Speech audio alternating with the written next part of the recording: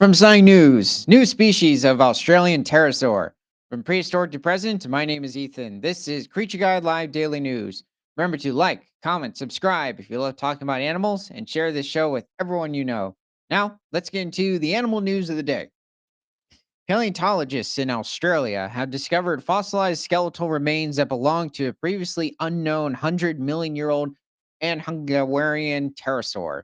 So the Hungarians first evolved somewhere around 154 million years ago during the late Jurassic period and would eventually go extinct somewhere between 95 to 105 million years ago at the Middle Cretaceous. So, who is this? Life reconstruction of Halaskia pertensi. The newly identified pterosaur species lived in what is now Queensland, northeast Australia, during the early Cretaceous epoch, some 100 million years ago. Scientifically named Halaskia paterseni, the flying reptile had a premaxillary crest and curved teeth. It was also equipped. It also has a specific like type of ornithochirid sort of crest structure. It was also equipped with a large wingspan of approximately 4.6 meters or 15.1 feet. That's a decent size for an Hungarian. They could become a bit larger. This animal probably weighed somewhere around 50 to 60 pounds, or a little over 25 kilograms.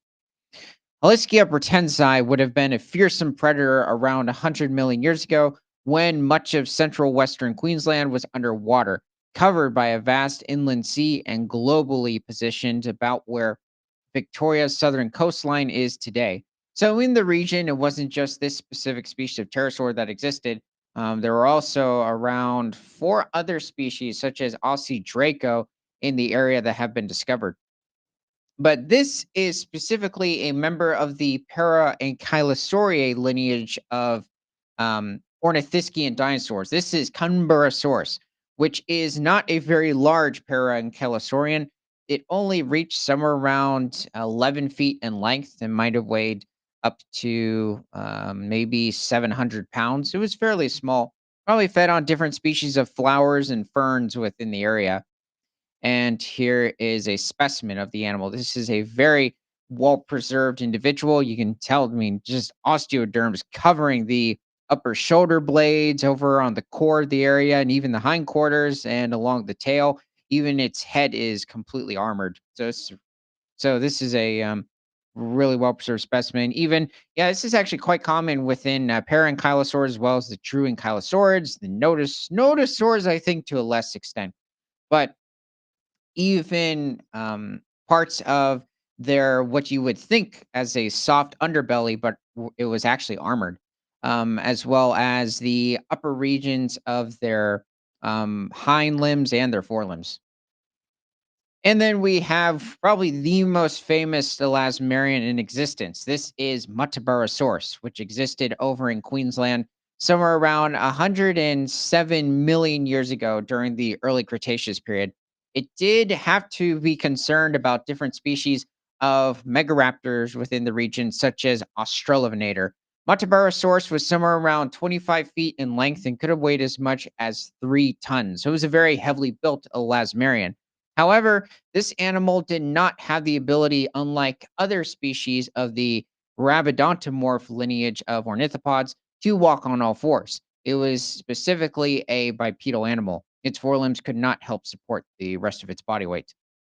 This is probably somewhere in Queensland where this skeleton is structured. Now let's go back. So the fossilized remains of Haliskia pratensi were found by Kronosaurus Coroner Museum curator Kevin Peterson in November 2021 in the Tillamook Formation of the Eromanga Basin. Haliskia pratensi is 22% complete, making it more than twice as complete as the only other known partial pterosaur skeleton found in Australia. Wow, really? That's interesting considering the amount of pterosaurs that have been discovered in early Cretaceous layers within Queensland itself. This is quite surprising, at least to me. The specimen includes complete lower jaws, the tip of the upper jaw, 43 teeth. Because when it comes to the Ungaranians, they were quite unique for their distinct dentry. Vertebrae, ribs, bones from both wings, and part of a leg. Also present are very thin and delicate throat bones, indicating a muscular tongue.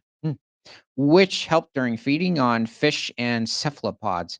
Pentland and colleagues identified the specimen as a member of an Angaria group of pterosaurs known to have lived across the world, including what is now Brazil, England, Morocco, China, Spain, and the United States.